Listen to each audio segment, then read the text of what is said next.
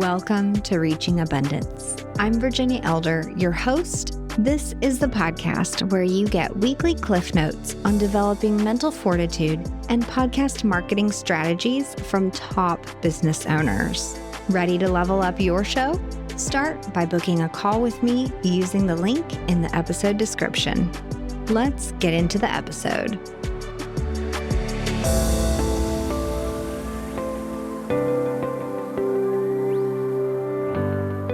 Today, I have the pleasure of introducing you to a financial advisor who's published books, been a regular on local TV, has hosted his own podcast since 2018, and quite frankly, seems to be doing all the creative content publishing type things all the time. He's on the show today to spill the beans and tell us how he does it, what it's like getting OBAs approved, that's outside business activities for anyone who's not an advisor who's listening, the way he works with his compliance office, and much more. I'm so excited to have Eric Brotman on the show today with us at Reaching Abundance. Eric, thank you for being here today. This is my pleasure. I've been looking forward to this for weeks, and I'm ready to go. I know we're going to have some fun today. Absolutely. So first off, share just a little bit about your books, your profession. We are going to get into some exciting discussion around separating your outside business activities from your advisory practice, but just give us a little runway there. What are we looking at? Well, I started in the financial business 31 years ago, which is horrifying because I don't feel that old. And then in 2003, I started a firm, and it was myself and one full-time and one part-time person. And we were trying to do some things a little differently and swim upstream like any good salmon would, and trying to build something a little unique. Over the years, it's taken on a life of its own, and some of the OBAs, and you mentioned that, have really become a very big deal for me personally, and it's helped us professionally as a team. So you fast forward, we're now 20 full-time people, 10 CFPs. I have published 3 books. I host a podcast, which I absolutely love. And I'm doing white papers and speaking gigs and I started a consulting practice, and we have a media company, and we're doing all these various things. But it all started with being a sound financial advisor and growing a practice and growing it literally one client at a time and one employee at a time. And so the runway has been sort of an uphill climb. It's hard. It's hard to start a firm. It was particularly hard in the days before the internet, or right as the internet was coming along, and the technology wasn't great. But being able to start the practice when I did, I learned some of the basic blocking and tackling. I got all the education I could, which I think is important. And I became an authority at a young age. Mm-hmm. But being an authority, to me, is not enough to be great at what we do. And I know we're going to talk more about why influencing makes such a difference, not only to us as an industry and as a organization, and to me as a professional, but also to the community. Yeah, so stay on that for a minute. You mentioned before we hit record that every financial advisor is an authority the day that they pass their tests. So talk to me a little bit more about that and why it's so important for y'all to step up and share your voice. Well, in general, we don't learn personal finance at school. When we're kids, we don't learn it from our parents. We might watch them. Often we learn bad habits. Sometimes we watch our parents fight about money, or we watch them both be spenders or both be savers and never do anything. And there's so much baggage around money. And the general public never gets real financial literacy or financial education anywhere, not formally or informally. It's not in schools, it's not in businesses, it's not in employment, it just doesn't exist. So when you decide that this is what you're going to do for a living and you begin to get credentialed, very quickly, you know more than the vast majority of the public about lots of this. It doesn't mean you have more experience. You don't if you're young, but you have more knowledge. And being able to convey that knowledge in a way that gets people motivated to act is then what's important, because you could be the smartest person in the room, but if you don't have anyone to talk to, that's not useful. So it begins with the knowledge base, but it has to grow into an ability to reach an audience, and not only to reach them, but to motivate them to act in their own best interests. And that is a skill that I think some of us are born with and some of us learn over time, but it's an important skill for a financial advisor. So walk me through the thought process of someone, maybe they've established their own practice, things are going well, they're building a team. They're looking around recognizing like, should I get on YouTube? Should I do a podcast? Should I write a book? Like, what's the best way to reach people? All these things are going through their head. And then that's coupled with the fact of like, okay, like what? I'm a financial advisor and then now I want to go be an influencer. I mean, come on. Like, how do we navigate that baggage? Well, let's start with not quitting our day jobs. I am not a podcaster. I am not an author. I am not an influencer. I'm a financial advisor. I'm a financial advisor who happens to have a podcast and write books and do public speaking, but I am not changing my day job. So for advisors who are thinking about adding this into the repertoire of business development and marketing and media relations and all these things, I think the first step is to realize that you're not trying to become a professional at this. You don't have to be a professional at this. I set up a small studio in our office, which I'm sitting in, put together a backdrop, got all the equipment, and it was unbelievably inexpensive and easy. This is not a major undertaking. This is a really easy thing to do in today's world. And so deciding that you want to do it is sort of step one, and then learning how to do it and finding the resources and the professionals to help you. Because like anything else, we're not naturally necessarily going to know how to do this. Our kids might. I think our teenage kids could do this tomorrow. They've already figured it out. But for those of us who are of a certain generation, it didn't come as naturally to us. And so you have to sort of learn some of the skill set and learn how this works. But I don't think it's important necessarily to decide immediately, I'm going to be on YouTube or I'm going to use Instagram or I'm going to use these other platforms. Be platform agnostic. Develop a message first that you think will resonate with people that you want to share. And then look at the 10 different ways that you could do it and pick the one that brings you some joy. Which one do you have fun with? Because if this is a grind and if this is miserable like anything else, you won't want to do it. If you're having fun with it, people will know. You can't fake that. I like that. So you mentioned of a certain generation.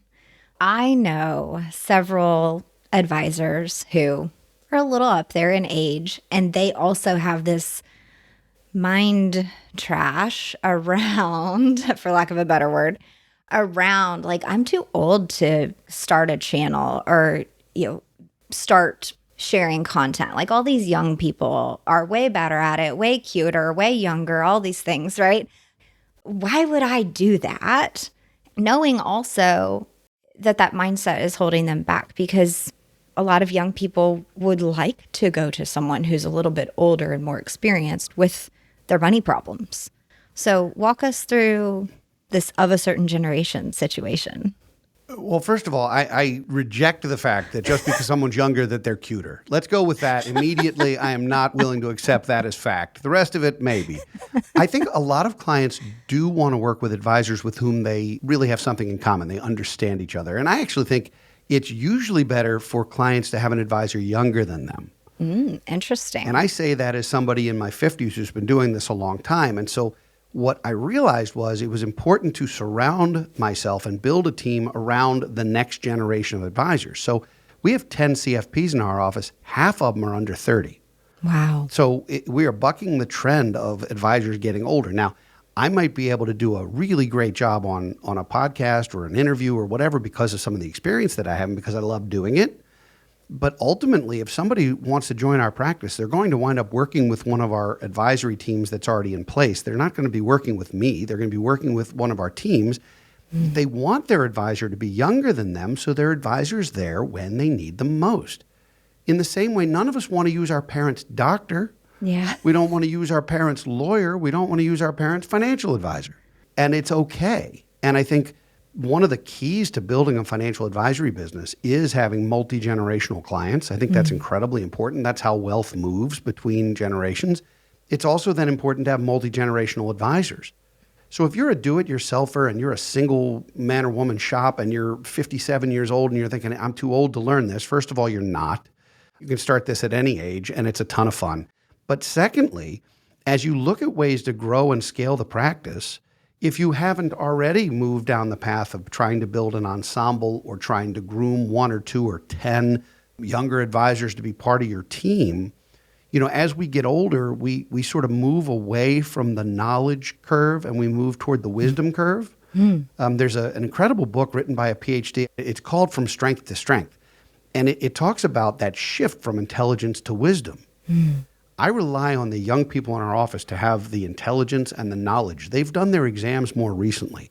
I took my CFP exam in 1998. There is nothing relevant today to what I studied then. Now, yes, there's continuing education and other opportunities, but we need the young people in our office to be technically sound, to be able to rattle off the rules and regs, but they haven't seen it all. And so having somebody older who's been through it, it doesn't mean you've been through everything your clients have been through, but you've been through some of it, certainly if not your own family, with other families. You've been through losing a loved one. You've been through marriages and divorces and kids and education and buying and selling houses or starting businesses or retiring or all the various big events in life. I've helped hundreds of families through that.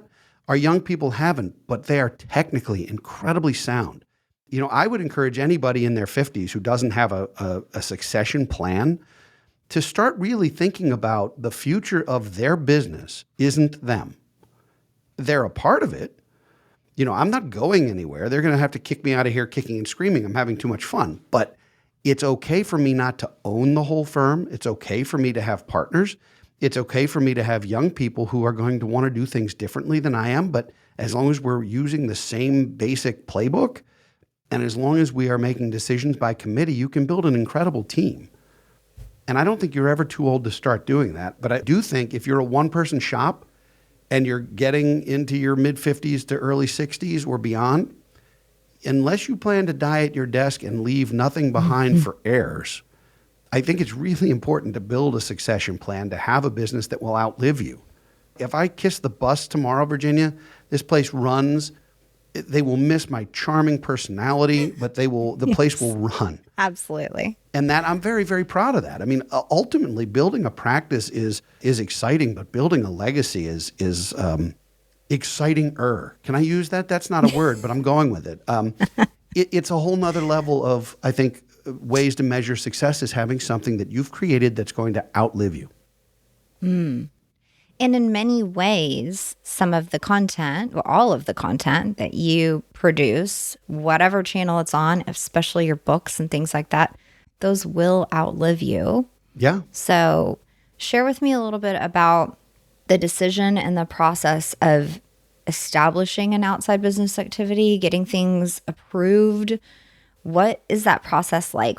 Well, some of it comes down to the type of structure that you have. Are you your own registered investment advisory? Are you part of an independent broker-dealer? Are you an employee of a regional firm or of a national firm? The big national firms where you're an employee have completely different set of rules and regulations, partly because they're so big that they have to regulate themselves based on the lowest common denominator. But if you're in an independent broker-dealer with 500 or 1,000 or 1,500 reps or what have you, you're going to want to talk to not only the compliance department, but also the marketing people and find out what they already allow. Yeah. And then you're going to have to consider whether you want to be the one to help them stretch those boundaries. I've been in this business long enough to remember when compliance said we would never have a website. Ooh. We will never have email. It can't be monitored. You will never use email. It's not allowed.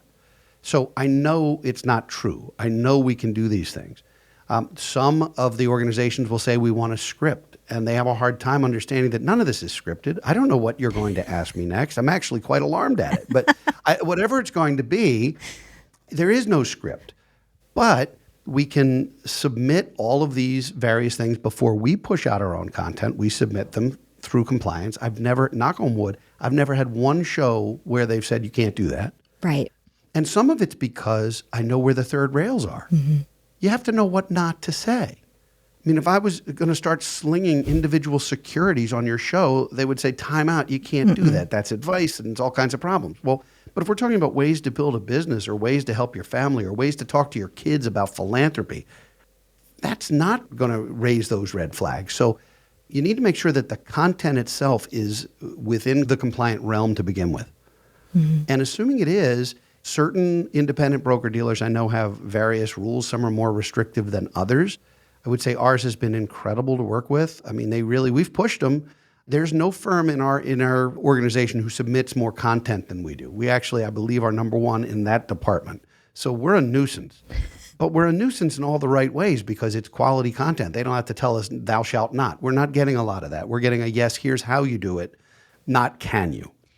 I agree with what you said. We've been working with advisory content for about 5 years, and I've never had something that we've submitted to compliance for our client or with our clients that's just like, nope, can't air that episode. Take it down. Like, nope, nope, nope. We've never had that happen.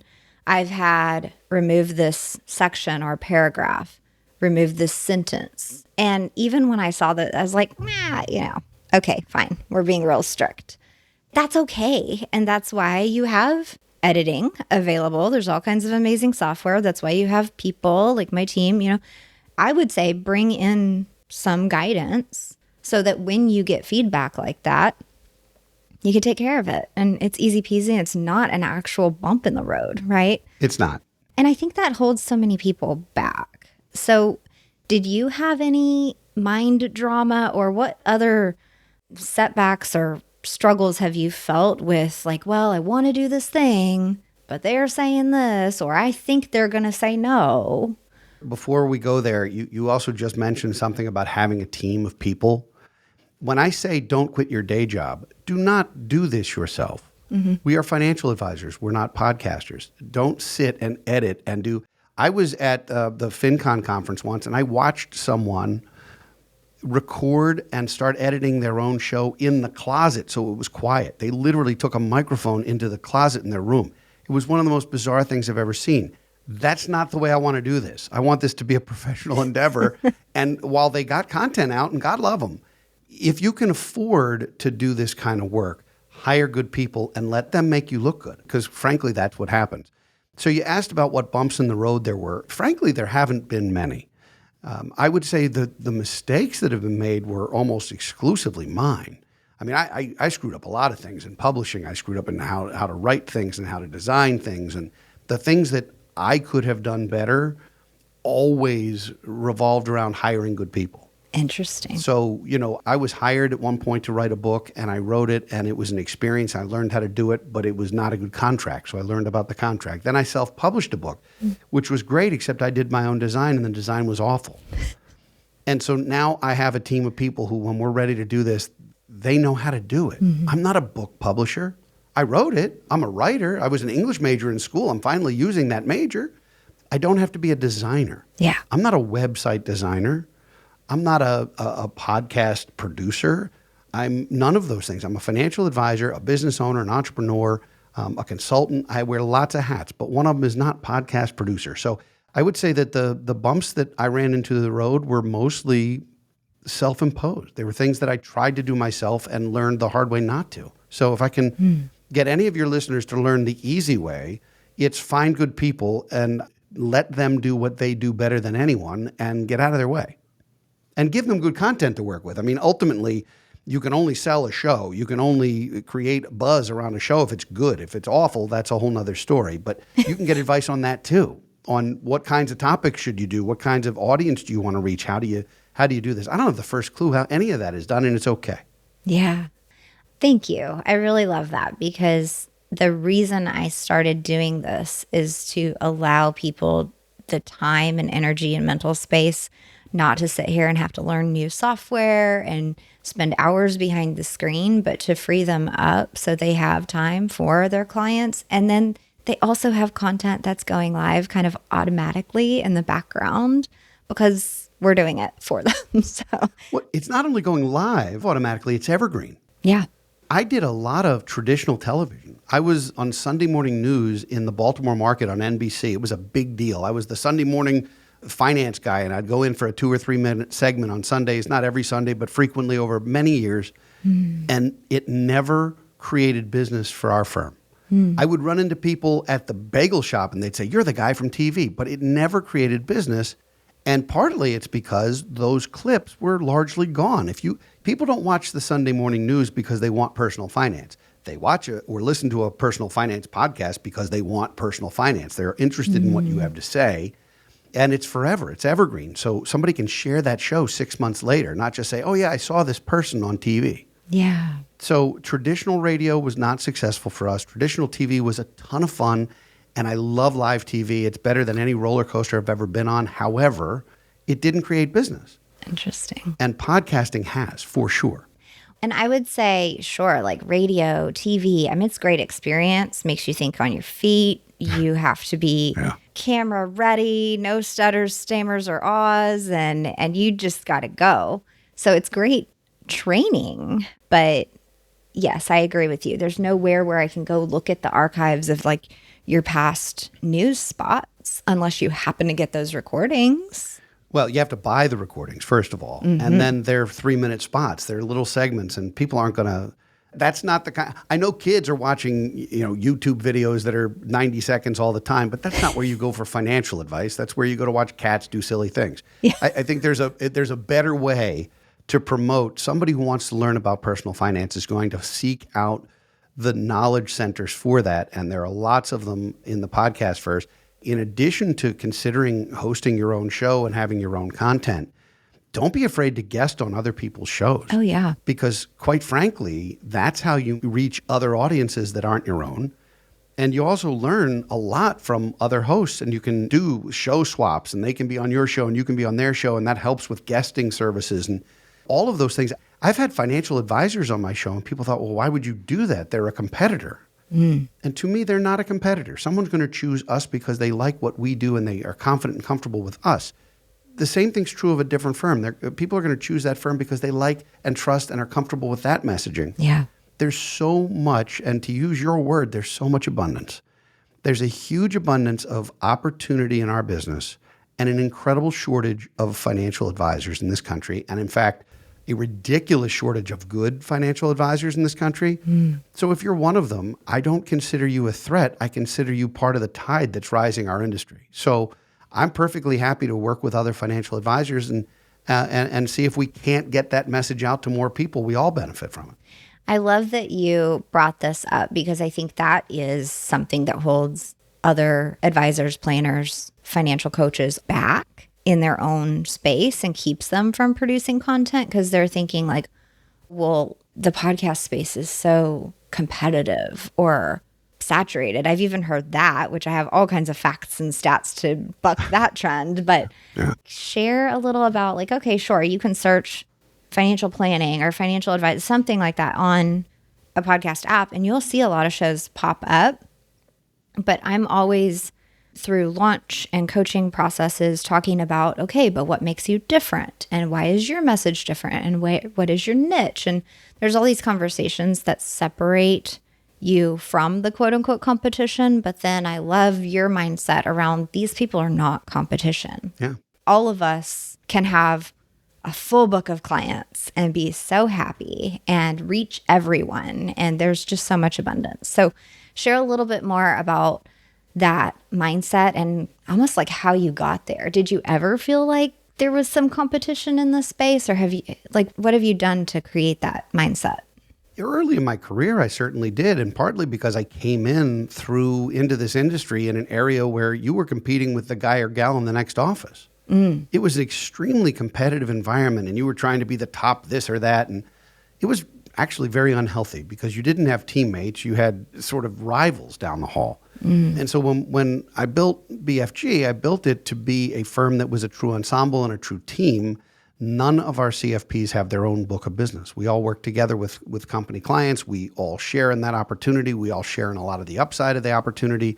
And so I've built a different mousetrap so that I'm not competing with the person next to me. In fact, if anything, I'm rooting for them. Yeah. Which is a very different mindset. I would much rather have a high five in the hallway than want to deck somebody because they had a good day. Like that, I don't understand. That just, to me, that doesn't make sense. I've also, when you start looking for content to talk about for a show, you only have so many good ideas. I don't know about you, but I've got half a dozen at any given point, but not 100. Yeah. There's certain things that you want to talk about that you can talk about that are impactful and that you're passionate about, but there's only so many. And so rather than saying the same thing over and over again, you need to have guests that have different perspectives and can share different things. I would also say you want to avoid knowledge-based things. People aren't going on there necessarily to learn. They want to hear stories. They want to get motivated. So there are 400 million people in this country, and they all have a different story. You could ask any one of them to share their story, their relationship with money, or their relationship with what they learned as a kid about money or personal finance or any of that. You'll get interesting content that will be completely unique. It's not hard to find. Ask people to share their stories, and they're all different. Yeah. Okay, so speaking of stories, share the story of you getting your podcast started and some of the mistakes or like challenges that you felt. You mentioned it earlier, like you've made all the mistakes. You have all the experience to share with us. No, I haven't made all the mistakes. I'm still making new ones routinely. Okay. I think anybody who says that they've never made a mistake and that they're perfect, you should probably run, because that's just simply false. I would agree. Most of the mistakes that I made were in the publishing space. Okay. Because I never tried to podcast alone. I knew better by the time I was ready to do that, not to do it alone. I also guested on probably 50 shows before I ever tried to host one. Oh, nice. And I don't know that you have to do it that way, but when I showed up at my first FinCon, it was 2017, I didn't know what a podcast was. I just knew that money and media sounded like a good thing. And so I went, and Michael Kitces says, Eric, you ought to go. And so I listened to him, because I always listen to Michael. And when he said to do that, I showed up and I didn't know what it was. 2 years later, you fast forward, I've been on dozens of shows. I've launched my own show, and I'm now speaking at that conference in 2019, which is Twilight Zone stuff, because I was walking around like a deer in the headlights at the first expo hall. Like, I don't know what these people are talking about. I don't know any of these folks.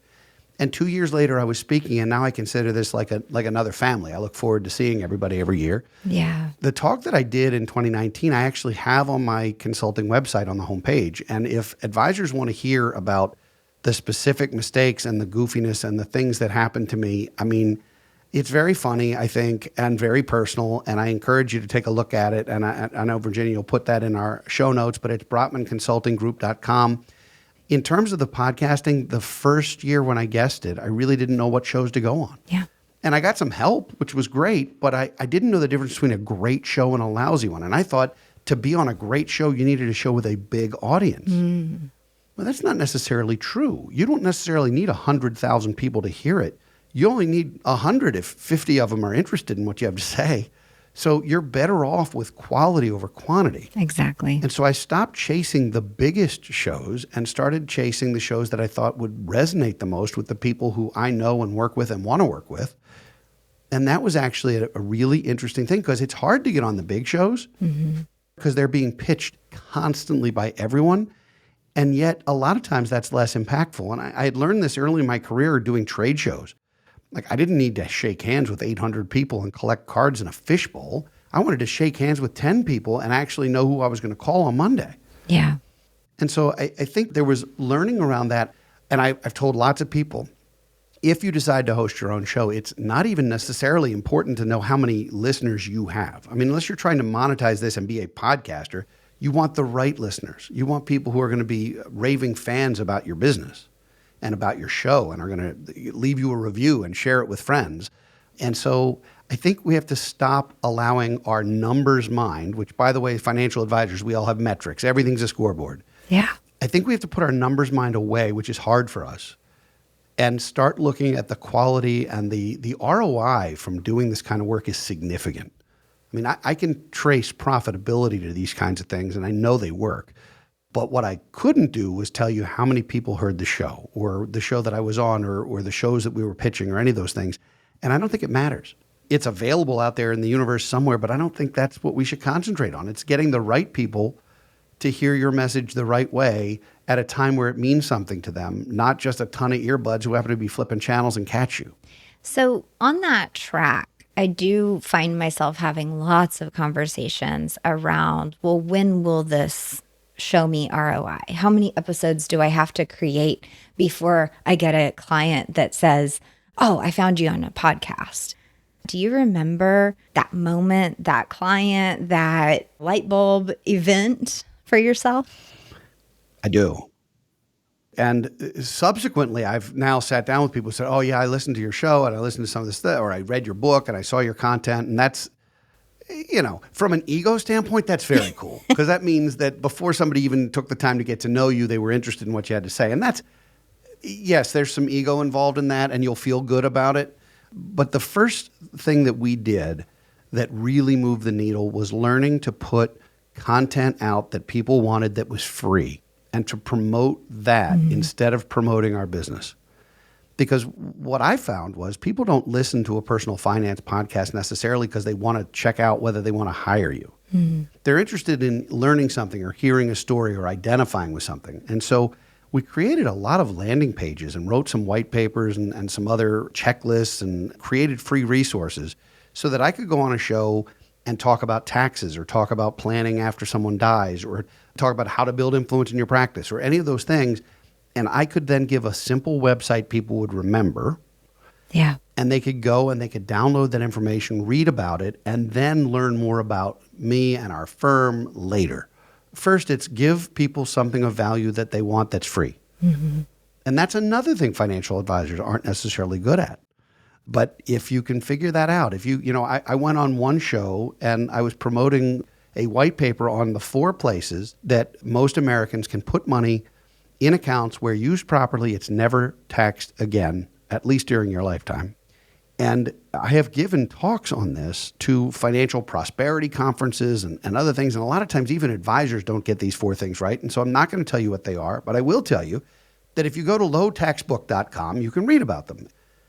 And so somebody who's interested in paying less taxes will go to lowtaxbook.com. They might not remember our company name. They don't even remember my name. But they'll go to that. Yeah. And once that's downloaded, they're going to say, oh, there's something here. I should probably look into this further. And then they find you. So one show that I went on went viral, and it was in my first year. I would say that the ROI was created for me within 12 months. But the ROI initially came much more from guesting on other people's shows than from hosting my own show. But what's interesting about that is it's easier to get on someone's show if you have a show. Yes. So you start talking chicken and egg here. It's like guesting on other people's shows creates new audiences and I think has better ROI. I think going on other people's shows will make you more money than having your own show. However, if you have your own show, you can get on more people's shows to then have the ROI. So it's a couple steps. It's like there's some Kevin Bacon happening here. There's a couple degrees of separation. But done properly, the combination of free information that people want and having a show that makes you relatable so people can see how you interact and hear your voice and hear the way you interact with a host, for example, and then say, yes, I'd like to have you on my show. That's what creates revenue and further abundance for the practice. Yeah. I have watched people create basically an entire monologue style show where they're just teaching. Maybe there's some stories in there. They change the name of clients to like anonymize the situation and things like that. It's great content. It's really helpful. But what's happening is they are podcasting in a silo. Yeah. There's no interaction. There's no opportunity to share content with someone else's platform. They aren't guesting. They aren't having guests on. And so, sure, you're producing content. But when I get a hold of that, I'm like, oh, I feel so bad that no one gave them this advice that, hey, reach out to some other people, get on their show, have a guest on your show once in a while at least. Did you get any advice on that in the beginning, or it was just like, this is kind of how it worked and how the cards fell? No, I got a significant amount of advice because I hired a company for guesting services and I hired a company to help me develop my own one sheet and my own sort of voice. Yeah. When I went to develop the show, I already had sort of people in place to do that. I already knew who I wanted to hire and was ready to go. What's interesting, and a perfect example of that is the time we're spending together today, Virginia, which I would do anyway because I enjoy your company. But my audience is going to get to know you. They don't maybe know you from Adam, but they're going to get to know you because I'm going to share this content. Your audience is going to get to know me. I would maybe never have met them in any other way. And so both of us have taken the authority that we have doing what we do and the platform that we have to create influence and then doubled or exponentially grew the abundance that we could create by doing it together. And so You're right. Podcasting in a silo, you might as well talk to a wall. But having the guested experience to me means doubling or tripling or quadrupling or at least amplifying the group of people you can reach who already have interest in, if not you, the guest. I mean, our guests are going to share the show. Right. So why would you not have a guest on and have them so proud of the time that they spend and happy to do it that they're like, let me show you what I just did. Yeah. So why not? I agree. And I would also venture to say that there's a little bit of quote unquote danger in only having a show where you're just doing interviews and we never hear from just the host as far as their expertise being highlighted. Do you have any advice on that? Yes, it's a good point. And I think the way we did our show initially, the first 5 seasons, in fact, we were using a guested show every other week. And in the off weeks, we did something we called office hours because I have a school theme. It's about retiring being a graduation. So it's a school theme. So we did office hours. The TA is in. And it was Q&A. And I was doing basically a monologue on those off weeks so that it became more advising. What we found was, though, that those were far less listened to and far less impactful because there was no guest. So I try to make sure that not only am I engaging with a guest, but sometimes challenging them. Yeah. And sometimes having not a debate, but a conversation about philosophy and where do we agree and maybe where don't we and what can we accomplish through that, because it does help you create your own voice. And certainly you don't want to argue with your guest on the show, but this isn't Crossfire on CNN or whatever, but it is an opportunity to share some of your own personality and some of your own thoughts on something and maybe then get feedback on them, even if the feedback is, boy, I wouldn't do it that way. And let me tell you why. It's like, wow, okay, well, we agree to disagree. Yeah. And that's okay. Yeah, that's awesome. I like hearing the two sides of it. And you're like, oh, okay, well, now I get both sides. I get both trains of thoughts. I can choose what's right for me. Those type of conversations are really helpful. You mentioned earlier about establishing your team. Now, when someone comes into your practice, it's very likely that they're not working with you because you are the voice and face of the brand. You're focused more on content and promoting the rest of the team within your practice. Yeah. How does someone think about creating abundance in this way? Typically, it's financial freedom, mental freedom, time freedom, choice has a lot to do with it. How would you advise someone on creating abundance in their business? Well, first of all, I'd tell them to be patient because it doesn't happen overnight. I had no work-life balance for the first decade plus of my career. I lived at my office and there was no shortcut. It was a lot of long days and a lot of hustle. So patience does matter. But I also think mentorship matters, and finding somebody who can grease those skids for you by making introductions and teaching you how to do it so you're not trying to recreate the wheel as a 22-year-old, for example, Right. is a really helpful thing.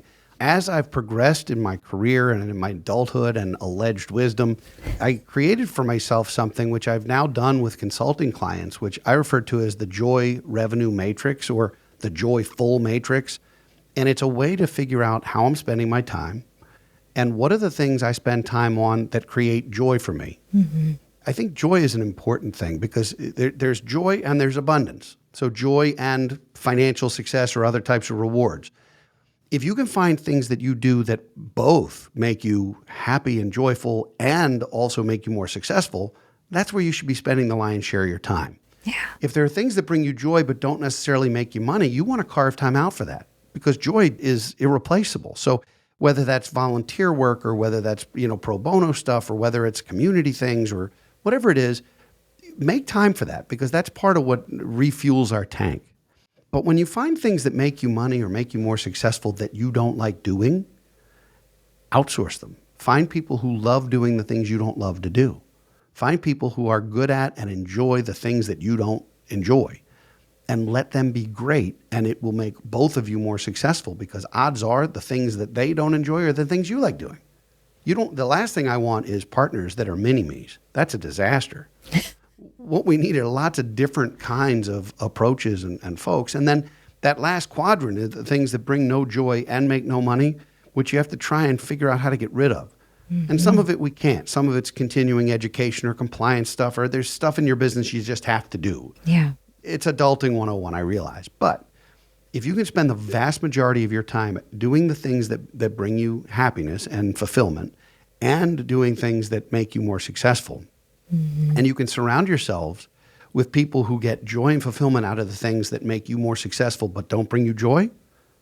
I know that's a mouthful, but at the end of the day, it's an exercise and it's a 4-quadrant box, and we walk people through it and say, tell me how you spend your week. Put it all here, and then let's figure out what to outsource, what to get rid of, and what to amplify. Yeah. It's that simple. And by doing that, it also helps when there's a new opportunity that comes to you. It's like, hey, would you like to do this? And before, it used to be yes, yes, yes, yes, yes, I'll do anything. Now it's, let me see where that would fall in this matrix. Where would this fall? Would this be something that I can't wait to do? Or would I wake up that morning and go, oh man. Like I woke up this morning knowing I was coming on your show and I'm like ready to go. If this was an, oh man, then I would have said no to the interview. Yeah. It's that simple. Well, thank you for saying yes. Thank you for asking. I love this matrix idea. So this is something that you provide on a consulting service. Would you tell a little bit more? I know you mentioned it at the top, but you have the media company, the consulting service, like you have all these things. If someone is listening thinking, man, I got to talk some more to this guy, Eric, like he's got all this experience and I think he can really help me. How do they find you, reach you? Where should we follow you? Well, there's a couple spots. First of all, our company's website is bfgfa.com. People don't remember that, which is why I use the landing pages. But BrotmanConsultingGroup.com is where all of the consulting resources are found, and BrotmanMedia.com is where the podcast and the publishing and we have BFG University and BFG Library and all these resources and all these things, and it's an incredible amount of content. But the reality is I'm happy to chat with advisors who want to talk about ways to become influencers or ways to create more abundance in their practices. I take on a very limited number of clients, normally on a monthly and ongoing basis.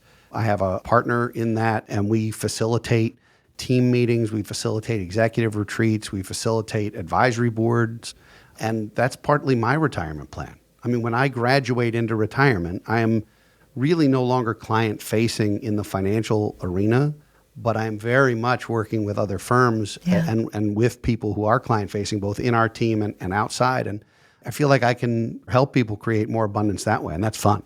Yeah.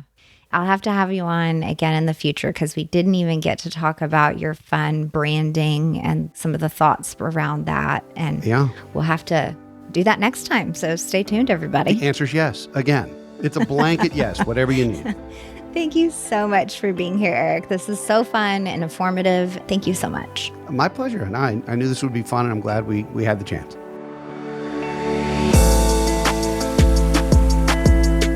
I'd love to hear which piece of this conversation meant the most to you today. Head to reachingabundance.com/convo. If you're ready to market your business effectively with a podcast, let's talk. Click the Book a Call link in the description, and I'll take it from there. Thanks for listening to Reaching Abundance. I'm Virginia Elder, and I'll be back next week with another insightful episode for you. Follow me on Instagram @podcastabundance to stay connected in the meantime.